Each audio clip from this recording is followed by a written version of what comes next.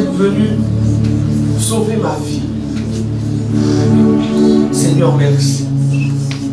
Seigneur, merci. À peine meurt-on pour quelqu'un de bon, mais Dieu prouve son amour envers nous en ce que Christ est mort pour nous, alors que nous étions encore des pécheurs. Oh Seigneur, merci. Merci pour cet amour. Oui, Seigneur, pour cet amour, je te loue. Tu m'as aimé le premier. Et Seigneur, je ne peux que te louer en échange. Je ne peux que te louer en échange. Je ne peux que te louer en échange. Seigneur, merci. Seigneur, merci. Seigneur, merci d'avoir donné ta vie. Merci de t'être donné au Père, afin que moi aussi je puisse appartenir au Père. Seigneur, merci. Dans le nom de Jésus-Christ. Amen. Amen.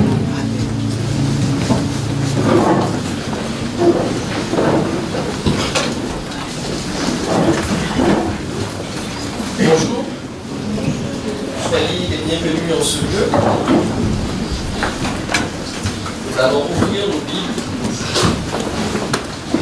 dans l'évangile de Jean.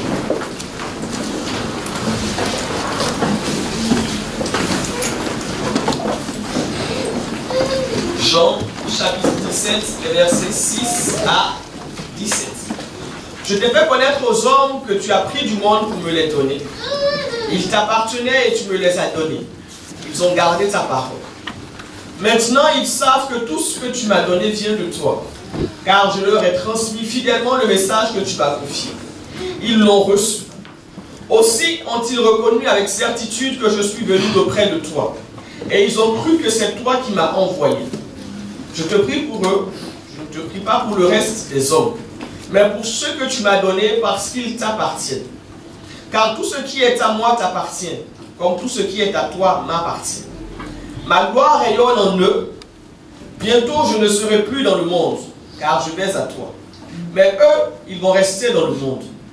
Père Saint, garde-les par le pouvoir de ton nom, celui que tu m'as donné, pour qu'ils soient un comme nous le sommes. Aussi longtemps que j'étais parmi eux, je les ai gardés par le pouvoir de ton nom, ce nom que tu m'as donné. Je les ai protégés et aucun d'eux ne s'est perdu, sauf celui qui devait se perdre pour que s'accomplisse l'Écriture. À présent, je retourne auprès de toi, et je dis tout cela pendant que je suis encore dans le monde, pour qu'ils possèdent en eux cette joie qui est la mienne, une joie parfaite. Je leur ai donné ta parole, et le monde les a pris en haine parce qu'ils ne lui appartiennent pas, comme moi-même je ne lui appartiens pas. Je ne te demande pas de les retirer du monde, mais de les préserver du diable. Ils n'appartiennent pas au monde, mais moi-même je ne lui appartiens pas. Consacre-les par ta parole, par ta vérité. Ta vérité est ta parole est la vérité. Comme tu m'as envoyé dans le monde, moi aussi je les y envoie. Et je me consacre moi-même à toi pour eux, afin qu'ils soient à leur tour consacrés à toi par la vérité. Éphésiens chapitre 4, versets 8 à 12. Or, que signifie il est monté? Cela implique qu'auparavant il est descendu jusqu'en bas, c'est-à-dire sur la terre. Celui qui est descendu, c'est aussi celui qui est monté au-dessus de tous les cieux afin de remplir l'univers entier. C'est lui qui a fait don de certains comme apôtres, comme prophètes, d'autres comme évangélistes et d'autres encore comme pasteurs et enseignants. Il a fait don de ces hommes pour que ceux qui appartiennent à Dieu soient rendus aptes à accomplir leur service en vue de la construction du corps de Christ. Amen. Est-ce qu'on peut me mettre le verset, à partir du verset 9, la version Louis II?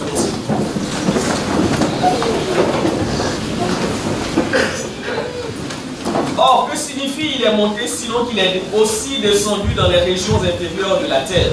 Celui qui est descendu, c'est le même qui est monté au-dessus de tous les cieux, afin de remplir toutes choses. Et il a donné les uns comme apôtres, les autres comme prophètes, les autres comme évangélistes, les autres comme pasteurs et docteurs. Amen. Ce que je cherche, c'est au verset 8. C'est bien ce que déclare l'Écriture. Il est monté sur les hauteurs et il a amené des captifs et il a fait don aux hommes. Amen. Amen. Nous sommes à notre dernier dimanche où nous allons nous entretenir sur ce thème de la sainteté. Est-ce que ça veut dire qu'à partir de dimanche prochain on doit vivre dans le péché? Non. Ça veut simplement dire qu'on passe à autre chose, mais que la sainteté continue. Et la sanctification, Kedesh, ne touche pas seulement à notre nature, mais aussi à notre attitude. Celui qui se sanctifie se met à part. Sanctifier veut dire, entre autres, consacrer. Dans sa prière, Jésus a dit quoi? Je me consacre à toi. Dans d'autres versions, il dit, je me sanctifie pour eux, afin qu'ils soient eux aussi sanctifiés. Se sanctifier, c'est donc se consacrer. Et selon le dictionnaire, la consécration est le rite par lequel on affecte au service de Dieu une personne ou un objet. Et par la consécration de cette personne ou de cet objet, la chose en question devient quelque chose de sacré. Donc quand on consacre une personne, la personne devient quelque part sacrée. Quand on consacre une chose, la chose devient sacrée. Vous n'avez qu'à lire Exode, Lévitique et tout ça. Lorsque Dieu, par Moïse, a consacré tout ce qu'il y avait dans le temple. Et Jésus, alors qu'il est à quelques heures de la croix, prie pour ses disciples, afin que le Père les garde et que ceux-ci soient tous toujours unis, comme lui et le Père sont unis. L'unité des enfants de Dieu est un puissant témoignage vis-à-vis du monde. Jésus finit sa prière pour ses disciples en parlant de sa sanctification. Et la sanctification de Jésus n'est pas en rapport avec une quelconque relation qu'il aurait avec le péché. Non. Lorsque Jésus dit qu'il se sanctifie pour ses disciples, donc pour nous, il faut comprendre tout simplement que Jésus est en train de dire « Je me consacre pour eux ». Et en quoi a consisté la consécration de Jésus? Il a donné sa vie au Père, afin que le Père en fasse ce qui était nécessaire pour le salut des hommes. Dans Hébreux 10, 5 à 7, Jésus dit ceci. C'est pourquoi Christ, entrant dans le monde, dit, tu n'as voulu ni sacrifice ni offrande, mais tu m'as formé un corps, tu n'as agréé ni holocauste, ni sacrifice pour le péché. Alors j'ai dit, voici, je viens. Dans le rouleau du livre, il est question de moi pour faire, ô Dieu, ta volonté. Il dit, tu n'as voulu ni sacrifice ni quoi que ce soit, mais tu m'as formé un corps pour faire ta volonté. Se consacrer à Dieu, c'est faire sa volonté. Et quelle que soit cette volonté, celui qui se consacre doit accepter de la faire. Dieu nous a créés pour faire sa volonté. Jean 10, 17 à 18. Le Père m'aime parce que je donne ma vie afin de la reprendre. Personne ne me l'ôte, mais je la donne de moi-même. J'ai le pouvoir de la donner et j'ai le pouvoir de la reprendre. Tel est l'ordre que j'ai reçu de mon Père. C'est volontairement que Christ a donné sa vie pour le salut de l'homme. Personne ne l'y a obligé. De même qu'il a donné sa vie au Père, de même Jésus aussi prie afin que ses disciples, c'est-à-dire nous nous consacrions entièrement à Dieu. Jésus a prié afin que nous puissions donner notre vie à Dieu. Pas pour naître de nouveau, c'est pas de ça dont il est question, mais pour faire la volonté de Dieu. Jésus a prié afin que ses disciples répondent favorablement à l'appel divin pour leur vie. Nous devons comprendre quelque chose. Nous ne nous appartenons plus. En fait, nous ne nous sommes jamais appartenus. Lorsque nous étions dans le péché, nous étions esclaves du diable. Et Jésus est venu donner sa vie. Il nous a pris d'entre les mains de l'ennemi. Et désormais, nous sommes esclaves de Dieu. Puisque nous sommes ses esclaves, il peut disposer de nous comme bon lui semble. Ne vous voyez pas en homme libre. Voyez-vous comme des esclaves. Ça va vous éviter de répondre bizarrement au Seigneur qui vous demande de faire quelque chose. Et c'est avant la fondation du monde que nous sommes devenus esclaves du Seigneur. Parce qu'il nous avait prédestinés, nous avait élus et prédestinés par choix. C'est de sa propre volonté que Dieu nous a mis. C'est de sa propre volonté qu'il nous a façonné un destin.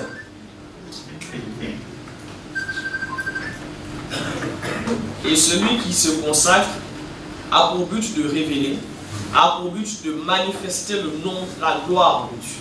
C'est ce que Jésus a fait. Pendant 3 ans et demi de ministère, Jésus a magnifié le nom du Père. Jésus a révélé le Père aux hommes. Et celui qui se consacre doit faire la même chose. Bien aimé, le seul moyen que vous avez de réussir votre vie, c'est de vous consacrer à Dieu. C'est de vous offrir au Père comme sacrifice vivant. Romains 12, verset 1, l'apôtre Paul dit, je vous exhorte donc, frères, par les compassions du Christ, à offrir vos corps comme un sacrifice vivant, saint, agréable à Dieu, ce qui sera de votre part un culte raisonnable, ce qui sera de votre part ce qu'il y a de plus logique à faire. Se donner à Dieu c'est la chose la plus intelligente que vous aurez à faire dans votre vie. Lorsque vous l'acceptez, c'est bien. Mais consacrez-vous à lui. Et se consacrer, c'est s'engager à mourir pour Christ s'il le faut. La consécration du chrétien a plusieurs implications. Comme Christ est mort pour l'humanité, de même, nous devons être nous aussi prêts à donner notre vie pour l'avancement du royaume de Dieu. Marc 8, 35.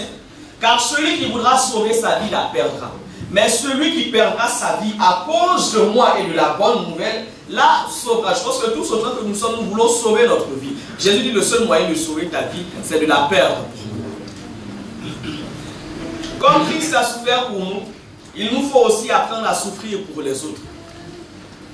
Acceptons d'avoir une vie difficile afin que celle des autres soit plus simple.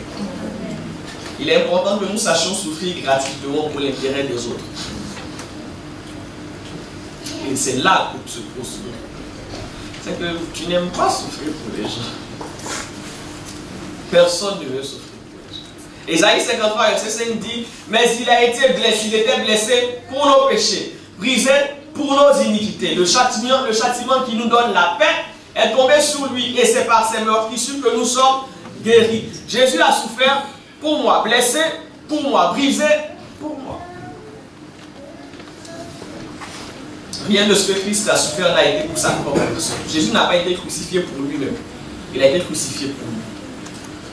C'est seulement pour nous qu'il a subi ces choses. Autre chose, c'est que Christ n'a pas estimé sa vie. Au contraire, il a estimé que les plans de Dieu pour le salut de l'homme avaient plus de valeur que sa vie. Philippiens 2, versets 5 à 8.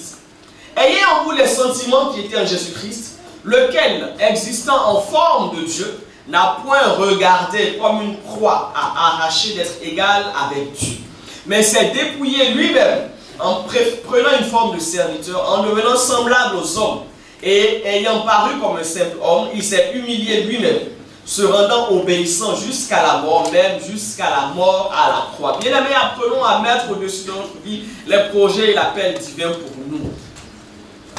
Vous savez, Dieu nous a créés pour que nous fassions ça. Il ne nous a pas créé pour faire aujourd'hui, pour remplir l'univers. C'est pour faire sa volonté.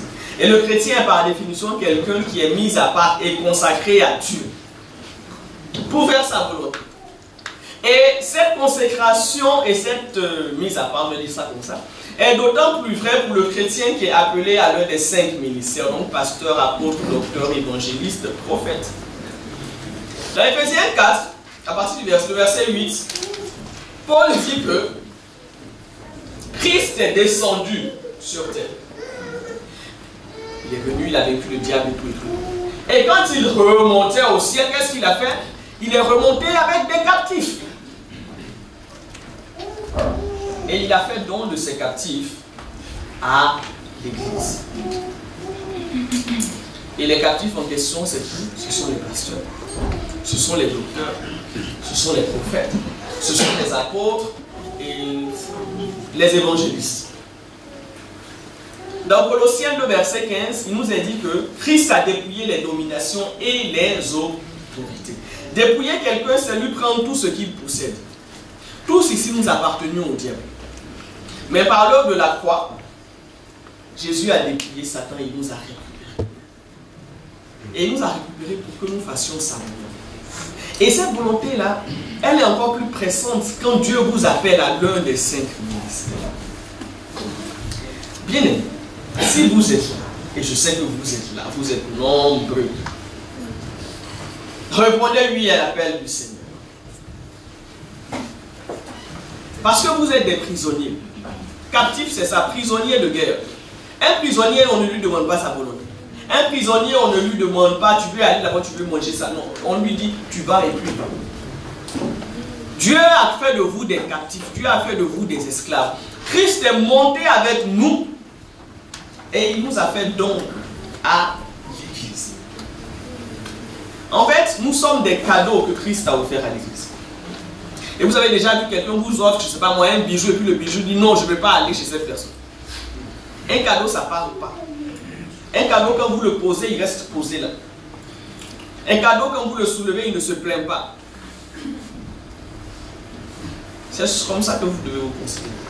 Comme un cadeau. comme un cadeau. Et votre capacité à répondre favorablement à Dieu, à l'appel de Dieu, est une démonstration de votre maturité. Il y a une phrase que j'entends beaucoup et j'avoue qui m'énerve. Oh, je sens que le Seigneur m'appelle, mais je ne veux pas. Je dis, mais c'est pas une question de vouloir. Vous savez, les enfants font ce qu'ils veulent. Les enfants font ce qu'ils aiment. Les adultes font ce qui doit être fait pour que la vie avance. Vous voulez que Dieu vous traite comme un adulte? Répondez à son appel. Répondez à son appel. Posez-vous la question suivante. Lorsque je dis non à l'appel de Dieu, est-ce que je fais avancer le royaume des cieux ou non? Votre réponse va vous dire si vous êtes un enfant ou si vous êtes un adulte. Aujourd'hui, le Seigneur est en train d'appeler beaucoup d'entre nous, surtout les sœurs. C'est pas la peine de vous cacher, je vous connais. Beaucoup. Et c'est toujours la même chose. Mais je suis une femme. Et alors?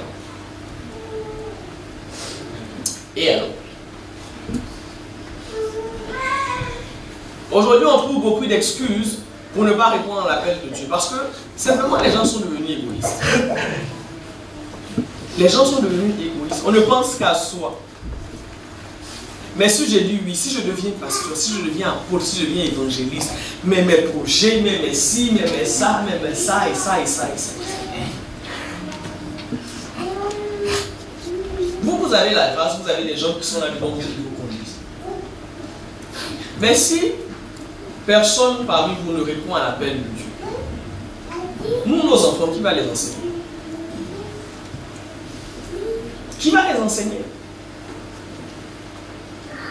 Nous sommes vos pasteurs. Mais Dieu prendra les gens parmi vous pour faire les pasteurs de nos enfants.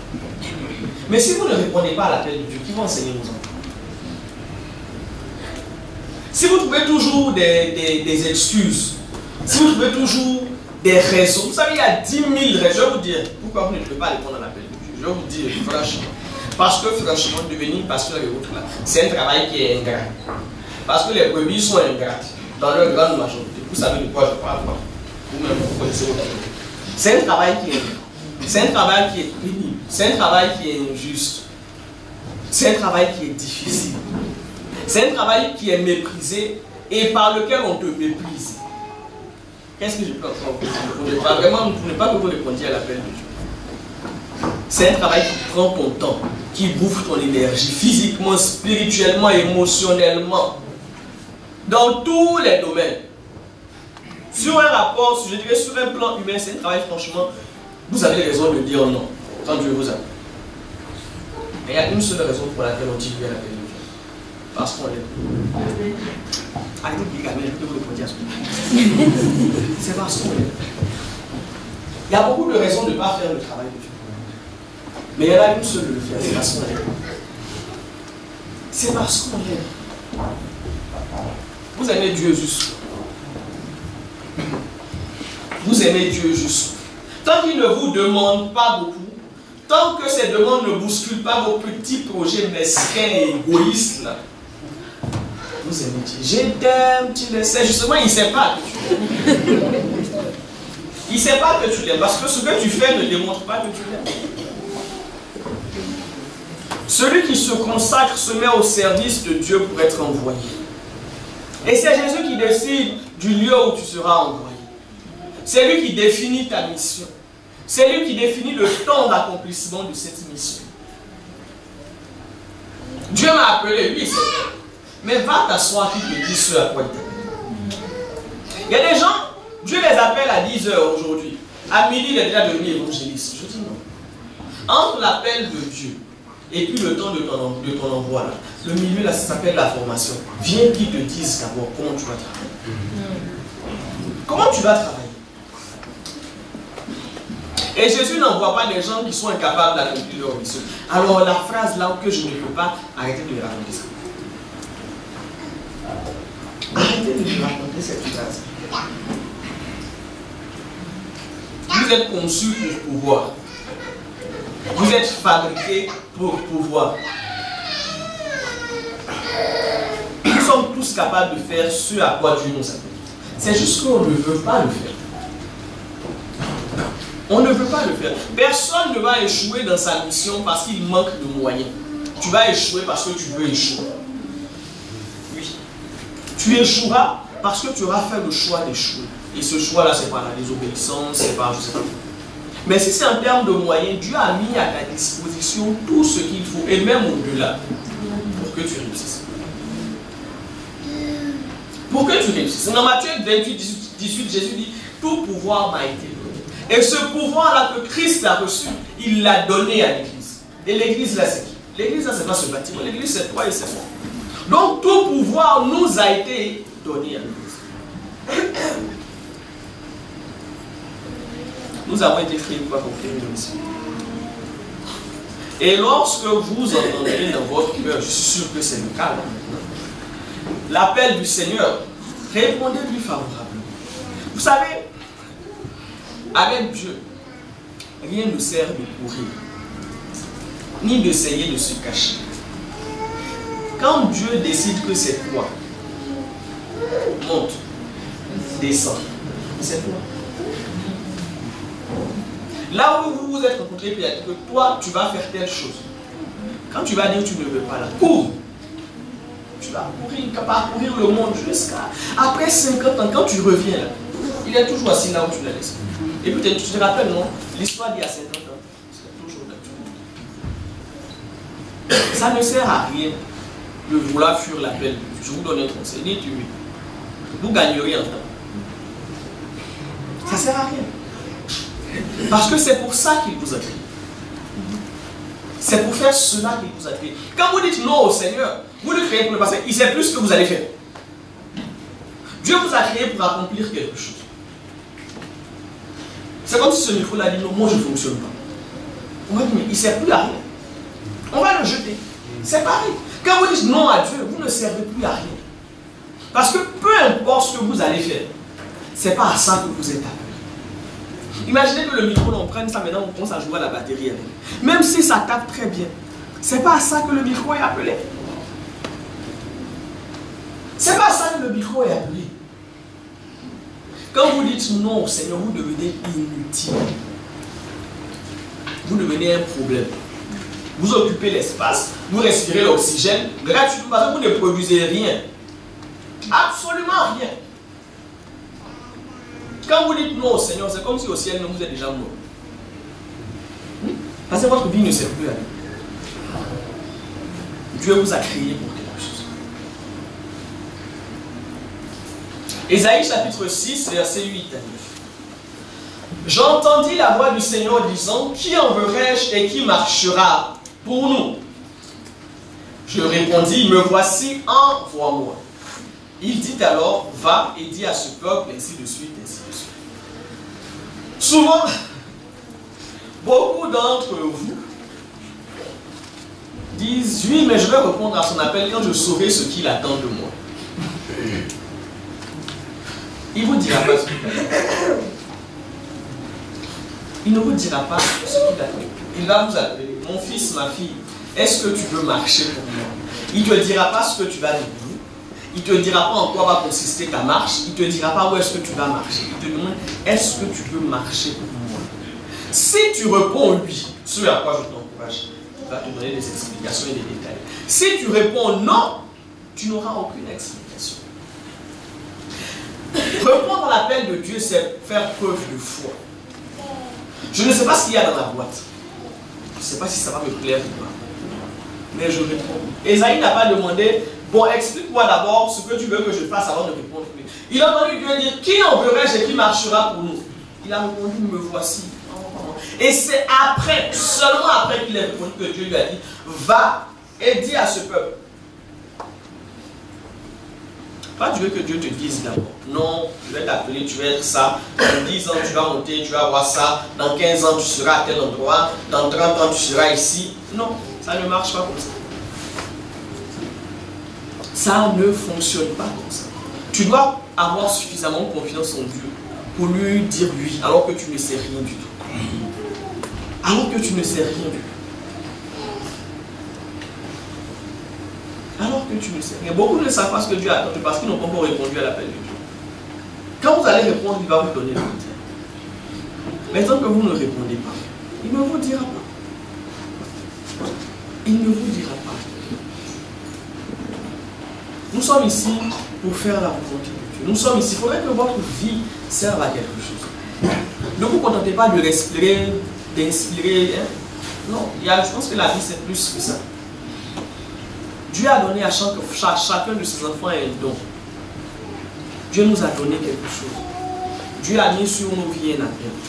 Ce n'est pas forcément de devenir pasteur, de devenir machin, mais chacune de vos vies ici présentes là doit servir à la gloire de Dieu de manière spécifique. De manière spécifique. Jésus a dit aux disciples, allez et faites de toutes les nations des disciples. Et ça s'applique aussi à nous. Allez et faites de toutes les nations. Mais dans la façon d'aller, dans la façon de faire des disciples là, c'est différent. Moi, voici ma façon que Dieu m'a donné de faire des disciples et d'aller. Mais pour vous, ce n'est pas forcément ça. Même là où tu es, est-ce que ta vie sert à la gloire de Dieu? Est-ce que tu es consacré au Seigneur? Vous savez, arrivé au ciel, personne ne recevra une couronne parce qu'il a donné sa vie à Jésus. Même de nouveau là, tu n'as aucune couronne, tu échappes à l'enfer. Mais nous recevons des couronnes pour ce que nous aurons fait de notre vie. Pour ce que nous aurons fait de notre vie. Vous savez, quand tu acceptes Jésus, je vais dire ça comme ça. Quand tu acceptes Jésus, c'est comme si au ciel, on te donnait un lopin de terre. Tu as un terrain. Maintenant, la maison que tu vas construire, ce sont les œuvres que tu vas accomplir pour le Seigneur. Quand tu évangélises, ça fait une brique. Quand tu commences à servir à l'église, ça fait 2 briques. Et puis, après, tu as une tonne de ciment. Et puis tu construis ta maison. J'ai le regret de vous annoncer que beaucoup parmi nous ici là seront SDF aussi. Tu n'auras que la terre. Tu as accepté Christ aussi. Parce que ta vie n'aura servi à rien. Sur terre, déjà, tu n'as pas de maison. Au ciel, là aussi, tu ne peux pas avoir de maison. Parce que ta vie est tellement précieuse à tes yeux. Tu tiens tellement à ta vie. C'est quelle vie? Franchement. Comme a dit l'apôtre Paul, il y a très peu de sages parmi vous. C'est franchement. Je veux dire, c'est pas ici qu'on trouve la crème de la crème.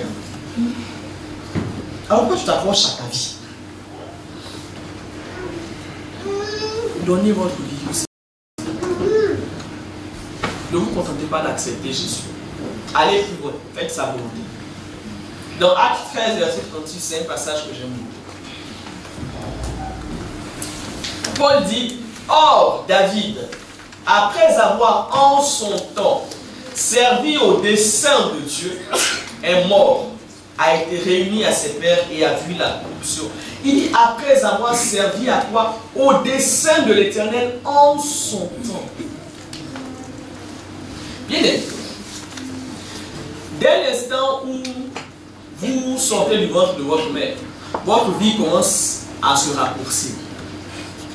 Et il y avait un jour où on va dire, il est mort, elle est morte. La question qu'on va se poser, c'est, est-ce que vous aurez servi au dessein de Dieu en votre vie?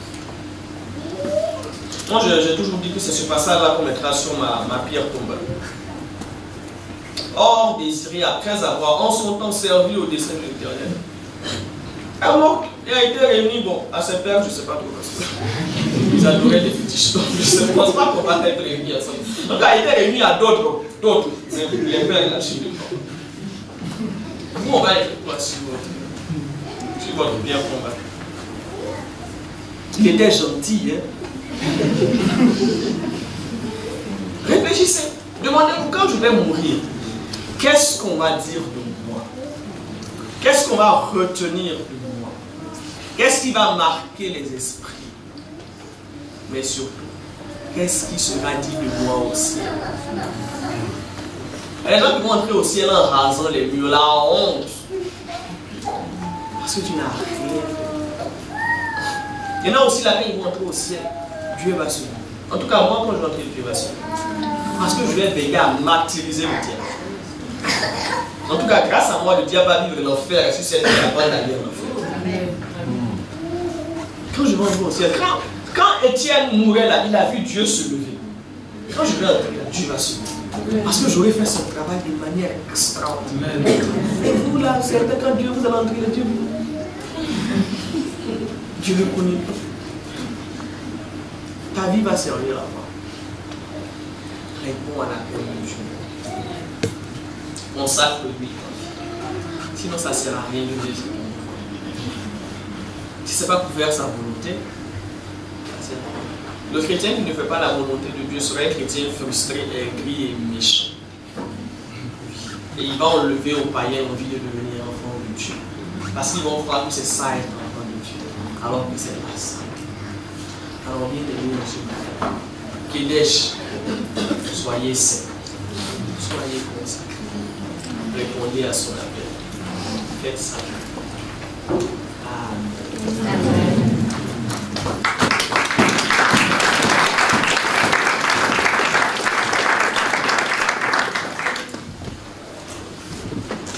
La première volonté de Dieu, c'est que tous soient sauvés. Tu ne peux pas savoir ce que Dieu a dans nous. Tu ne peux pas connaître les plans de Dieu pour ta vie si tu n'es pas sauvé, si tu n'es pas né. Si tu n'as pas fait la paix avec Christ, si dans ta vie jamais tu n'as fait cette prière, Seigneur, deviens mon sauveur, deviens mon Seigneur et pardonne mes péchés. Si tu n'as jamais eu à faire cette prière, tu n'es pas en paix avec le Seigneur. Aujourd'hui, tu peux faire cette prière et être en paix avec lui. Pour qu'il te dise ce à quoi ta vie doit servir. Parce que tu es là, tu tournes en rond. Alors que Dieu a un plan. Y a-t-il quelqu'un qui veut donner sa vie aussi? Y a-t-il quelqu'un qui peut faire la paix avec Christ en ce matin? Y a-t-il quelqu'un qui estime avoir suffisamment tourné en rond et qui aujourd'hui veut entrer dans ce que Dieu a prévu pour lui? Mais pour cela, il faut qu'il fasse la paix avec Christ. Je vais demander à cette personne de se tenir. Nous allons prier. Nous allons prier. Y a-t-il une telle personne qui peut faire la paix avec nous? Là où vous êtes, simplement, levez-vous. Et nous allons prier pour vous et nous allons prier avec vous. Ne regardez ni au voisin ni à la voisine. Regardez à votre vie.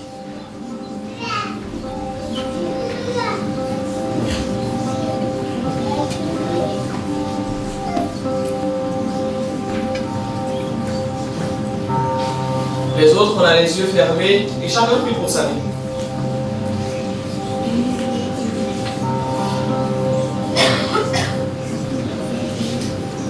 Quelqu'un veut-il donner sa vie à Christ? Merci Seigneur pour les personnes qui sont venues. Quelqu'un d'autre veut-il donner sa vie à Jésus? Quelqu'un reconnaît-il qu'il ne marche pas comme il se doit? Il n'a pas fait la paix avec Jésus. Si aujourd'hui Jésus revenait, tu n'irais pas avec lui. Si aujourd'hui tu mourrais, c'est un enfer directement que tu irais. Dieu te donne l'occasion de régler ça aujourd'hui. Là où tu es, lève-toi et on va prier avec toi. Lève-toi et on va prier avec toi. Venir à l'église ne sauve pas. C'est la relation que tu as avec Christ qui te sauve.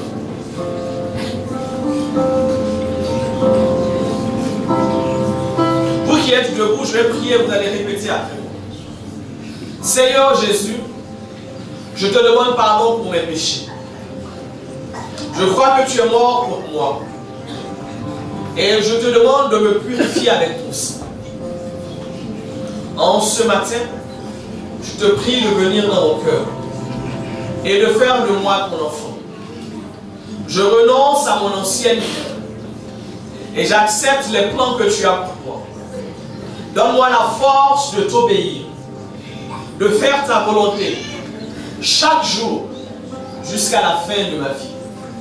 Merci parce que ton Saint-Esprit vient habiter en moi et qu'il atteste que je suis ton enfant. Dans le nom de Jésus. Amen. On continue de prier chacun sa blessure.